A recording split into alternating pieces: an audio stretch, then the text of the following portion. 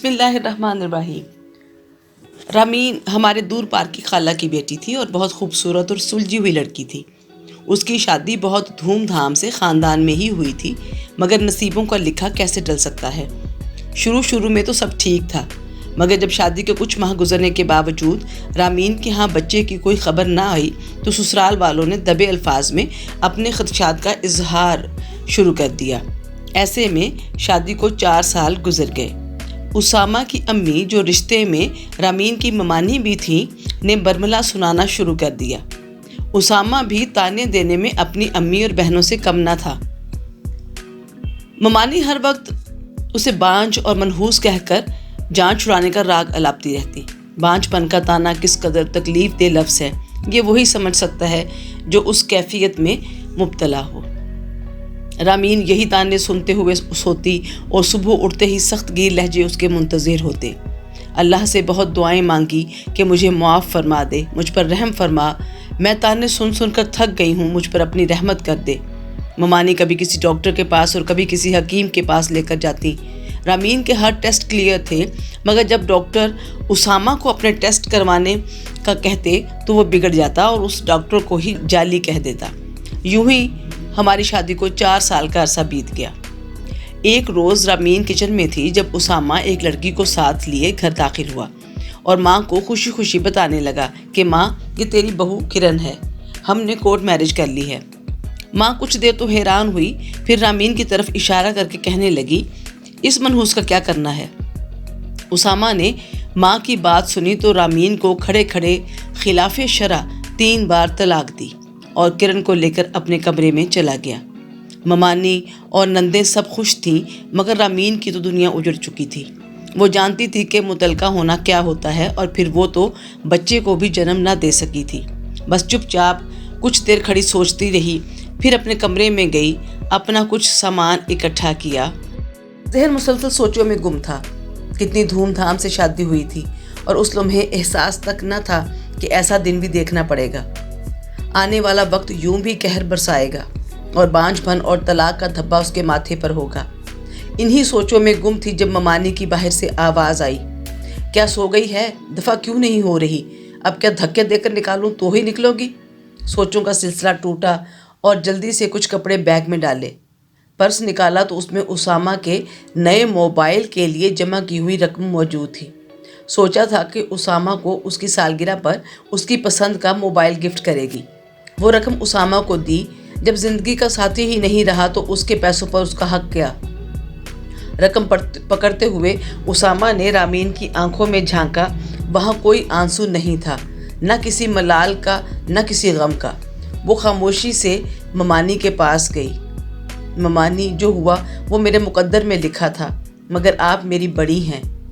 ممانی کچھ نہ بولی، بس منہ پھیر لیا۔ نہ جانے تقدیر کے فیصلوں پر بھی لوگ دوسروں سے اس قدر نفرت کیسے کر لیتے ہیں۔ گھر سے نکلی تو ذہن بالکل خالی تھا۔ پیدل ہی چلنے لگی۔ کچھ قدم چلی تو ضبط نے ساتھ چھوڑ دیا۔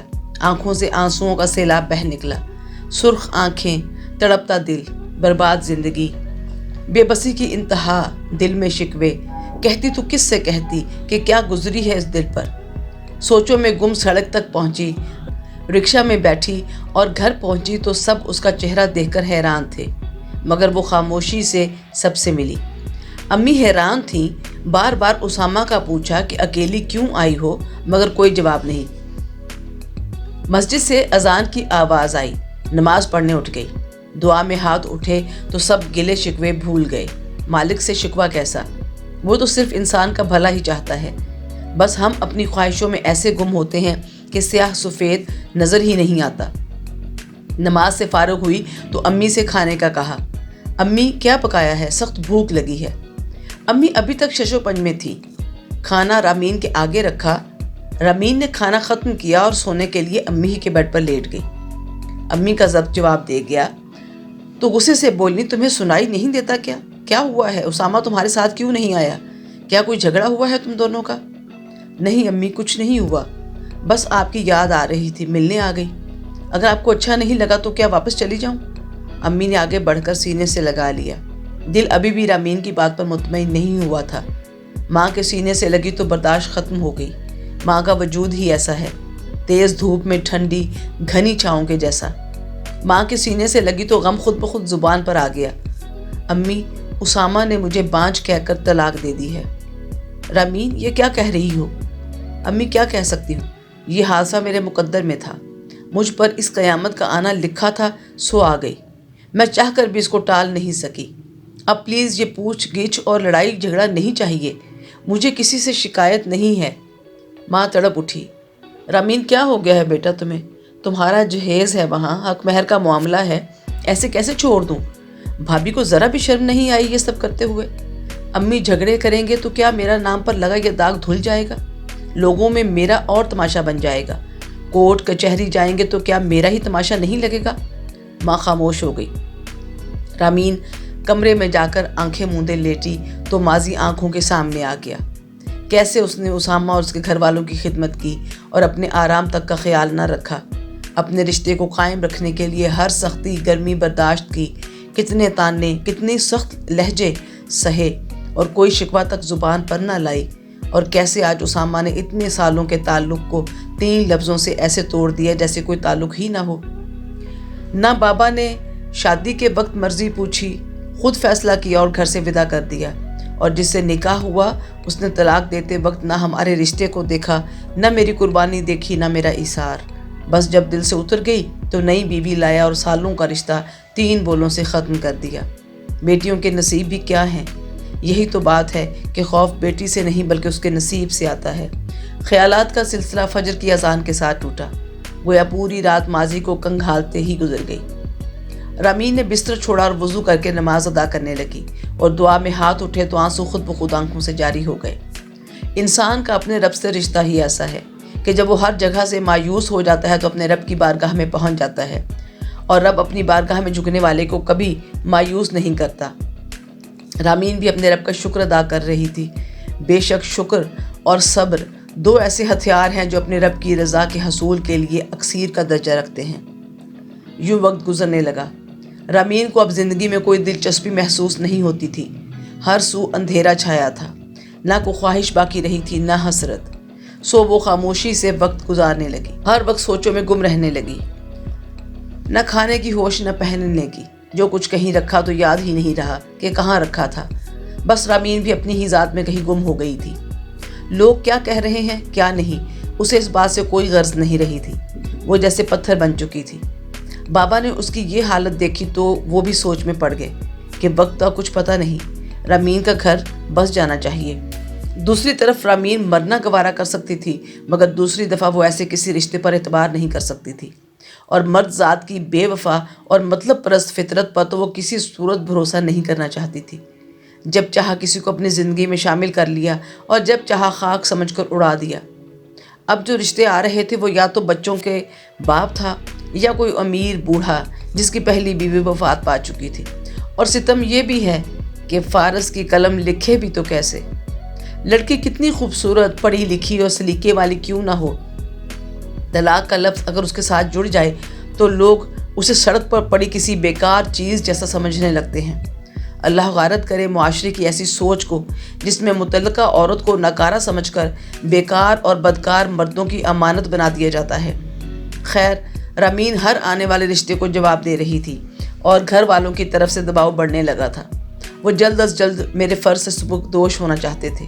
ایک دن تو حد ہو گئی جب بھائی اور گھر والوں سے اچھا خاصا جھگڑا ہو گیا اور رامین نے غصے میں نیند کی گولیاں کھا لیں، اور جب طبیعت خراب ہوئی تو ہسپتال جانا پڑا جہاں معدہ واش کیا گیا۔ امی رامین کو سمجھا رہی تھی کہ کیا حالت بنا رکھی ہے، کیوں خود کو اذیت دے رہی ہو۔ ہسپتال میں ذیشان جونیئر ڈاکٹر تھا۔ سینئر ڈاکٹر سے رامین کی میڈیسن سمجھا کر چلا گیا۔ ذیشان کی نائٹ شفٹ تھی۔ امی کی آنکھ لگ گئی تو بابا تھوڑی دیر آرام کے لیے باہر باغ میں جا کر بیٹھ گئے۔ رامین کو ہوش آیا تو اس نے پانی مانگا۔ ڈاکٹر ذیشان نے آواز سنی اور ڈیوٹی نرس کو مصروف پا کر اس نے رامین کو پانی دیا۔ پانی پینے کی دیر تھی، رامین کو وامٹ فیل ہوا اور اس نے ڈاکٹر کے کپڑوں پر ہی وامٹ کر دیا۔ ڈاکٹر نے نرس کو آواز دی اور رامین کو سنبھالنے میں اس کی مدد کرنے لگا۔ پھر رامین کو سکون کا انجیکشن دیا اور وہ آرام سے سو گئی۔ رامین کو کمزوری اور دوائی کے ریئیکشن کی وجہ سے سنبھلنے میں ہفتہ لگ گیا۔ اس ہفتے میں ڈاکٹر ذیشان رات کی ڈیوٹی پر تھے۔ انہوں نے رامین کی صحت کے ساتھ ساتھ اس کی برین واشنگ کا بھی خیال رکھا۔ جب اسے میڈیسن کھانے کے پیچھے وجہ معلوم ہوئی تو اسے رامین پر بہت ترس آیا۔ رامین کی شرافت سے وہ بہت متاثر ہوا تھا اور اسے رامین کے ساتھ ہونے والے واقعات کا علم ہو چکا تھا۔ اس نے دل ہی دل میں رامین کو اپنانے کا فیصلہ کر لیا۔ رامین تو چھٹی لے کر گھر چلی گئی، مگر ڈاکٹر ذیشان کی ذہنی کیفیت میں ہیجان پیدا ہو چکا تھا۔ ڈاکٹر ذیشان نے اپنی امی سے بات کی۔ ظاہر ہے انہیں یہ بات ہضم ہی نہیں ہو رہی تھی۔ وہ متعلقہ والی بات کو بھول بھی جائیں، پھر رامین پر تو بانجھ پن کا بھی دھبا تھا۔ مگر ڈاکٹر ذیشان کسی صورت پیچھے ہٹنے کو تیار نہ ہوا اور دلائل دے دے کر اس نے اپنی امی کو قائل کر ہی لیا۔ مگر ڈاکٹر ذیشان کے بھائی بہن کسی صورت ماننے کو تیار نہ تھے۔ ان کے تانے الگ سننے پڑ رہے تھے۔ کوئی اپنی سالی لانے کے چکر میں تھا اور کوئی اپنی نند کی بیٹی۔ مگر جب ذیشان نے گھر والوں کی بات نہ مانی تو بھائیوں نے اس کو شادی کے بعد بیوی کو الگ گھر میں رکھنے کی سزا سنا دی۔ اندھا کیا چاہے دو آنکھیں۔ بس ذیشان ہر شرط ماننے کو تیار تھا۔ اگلے ہی دن ماں کو ساتھ لے کر رامین کے گھر پہنچ گیا۔ مگر جب رشتے کی بات رامین کی امی بابا کے سامنے رکھی تو وہ بیچارے ہارے ہوئے لہجے میں بولے کہ ہم بے بس ہیں۔ ہماری بیٹی نے تو شادی کا نام لینے پر ہی خودکشی کرنے کی کوشش کی تھی۔ ذیشان سب جانتا تھا۔ بولا آنٹی اگر آپ اجازت دیں تو میں خود رامین سے بات کر کے دیکھوں۔ انہوں نے بابا کی طرف دیکھا اور ان کی رضامندی کے بعد ذیشان رامین کے کمرے میں چلا گیا۔ رامین جو رشتے والے کا سن کر بھڑکی ہوئی تھی، ڈاکٹر ذیشان کو دیکھ کر خاموش ہو گئی، اور جب ذیشان نے اس کو شادی کے لیے منانے کی کوشش کی تو رامین کسی صورت اب کسی مرد پر اعتبار کرنے کو تیار نہ تھی۔ ہر مرد ایک جیسا نہیں ہوتا، مجھے ایک موقع دے کر دیکھیں، میں ضرور آپ کا اعتبار جیتوں گا۔ یوں ڈاکٹر ذیشان نے بہرحال رامین کو منا ہی لیا، اور بہن بھائیوں کی مخالفت کے باوجود ذیشان نے رامین سے شادی کر لی اور الگ گھر میں رہنے لگا۔